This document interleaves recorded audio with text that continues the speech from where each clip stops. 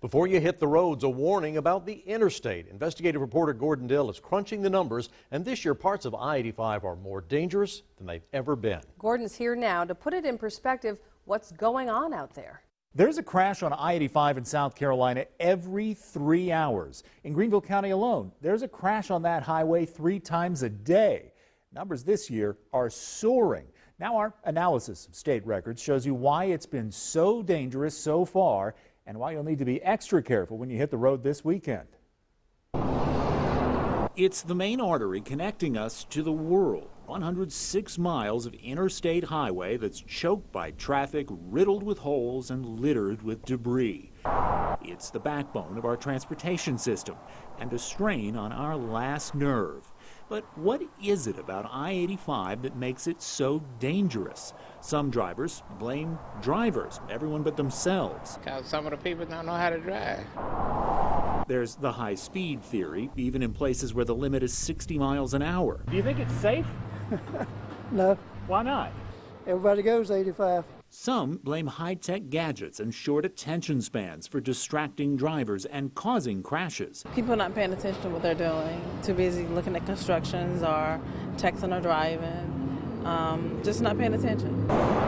Others blame the highway itself. Rough pavement, grooves, holes. So we tested all of those theories. The numbers are striking. Already this year, the number of wrecks on I-85 in Greenville County is up more than 100 from all of last year. For the entire 106-mile stretch, there are more crashes and more injuries than in any of the previous 6 years. There are as many fatal crashes already this year as the previous 2 years combined. For every accident that happens on the interstate, the Highway Patrol puts together a very detailed report, and we've compiled all those so we know when it happened, where, and what was the cause. It gives us a pretty clear idea of what's happening on our roads. Accidents with aggressive drivers, they're down 60% over the last 5 years. Distracted drivers caused just 6 crashes this year, down from 21 last year and down 85% over 5 years. Crashes caused by debris in the road are down by half. This year, there have been just 2 reports of accidents on I-85 caused by potholes.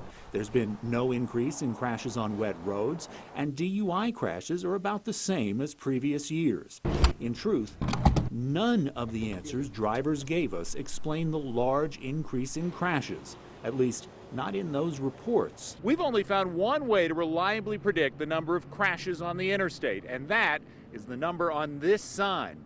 The lower it goes, the more crashes we'll see on the highway. We found this chart showing the average South Carolina gas prices through GasBuddy.com. It's an almost exact mirror image of the number of crashes on I-85.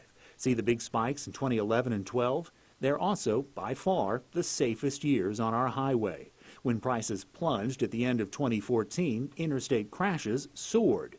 This year, gas prices bottomed out, and we've seen the results. For all the complaints about I-85, the biggest problem is that we use it too much.